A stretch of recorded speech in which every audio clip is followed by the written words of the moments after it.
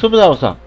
අද අපි ඉක්මනින්ම ඉගෙන ගමු අපේ කම්පියුටර් එක ස්ටාර්ට් අප් වෙනකොට ඇප්ලිකේෂන් එකක් ඔටෝමැටික් වැඩ කරන්න සෙට් කරගන්නේ කොහොමද කියලා. මුලින්ම Windows key එකයි R එකයි එකට ඔබන්න.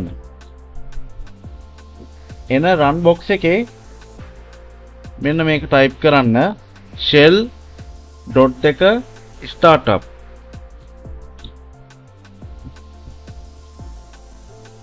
දැන් enter කරන්න. එතකොට startup folder එක automatic open වෙනවා.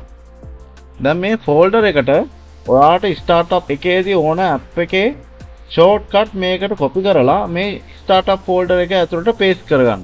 දැන් මම VLC media player එක right click කරලා copy කරගන්නවා. මේ folder එකට ඇවිල්ලා paste කරගන්න.